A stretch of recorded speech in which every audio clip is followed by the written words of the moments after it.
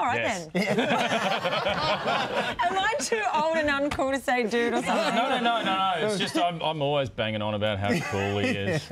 All right, then. He's cool. Well, if you're like me, the idea of getting hit, kicked and wrestled to the ground probably doesn't appeal to you, but for this next Aussie mum, it's all in a day's work. Breakfast time, kiddies. Like many new mums, Bec Hyatt found herself struggling with weight after the birth of her first child. I just kept getting bigger and less motivated and just eating myself to misery. After putting on 30 kilos, Bec finally decided to take action. But always the rebel, rather than hitting the treadmill, she chose one of Australia's most controversial sports, mixed martial arts. Started training, the weight kept coming off and I just kept training and actually got good at it, so it was just the next step for me to compete. In 2011, Bec ditched her hairdressing career to become a professional fighter. A lot of people think that women don't belong in a combat sport, and it's a bit annoying, but I prove them wrong on a daily basis.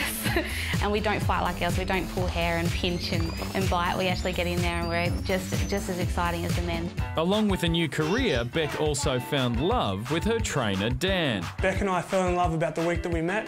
It was kind of love at first sight kind of deal. My husband is a huge supporter, like he's a fighter as well, so it's actually hard juggling his fight camps and my fight camps. We've got to both take in turns looking after the children. Mixed martial arts, otherwise known as cage fighting, is a combination of boxing, wrestling, karate and jiu-jitsu.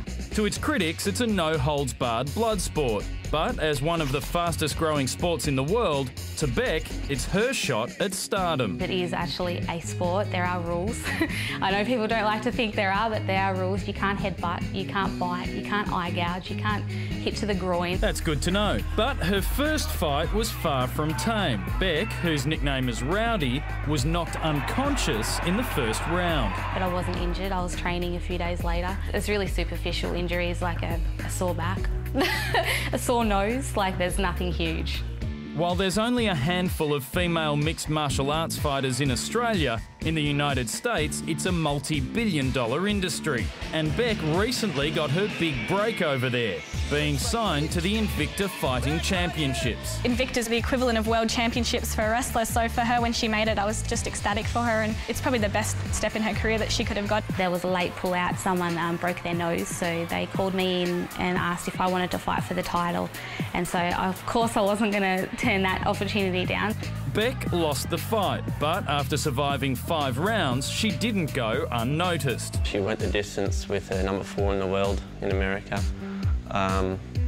Wasn't expected to go 2 rounds, but she definitely showed she belonged there. Back home in Brisbane, Bec's preparing for her next US fight in April. As far as she's concerned, there's no limit to how far she can go. My goals for 2013 is to climb that ladder again and get the title shot and hopefully bring back the belt to Australia. I just like to fight and I like to entertain.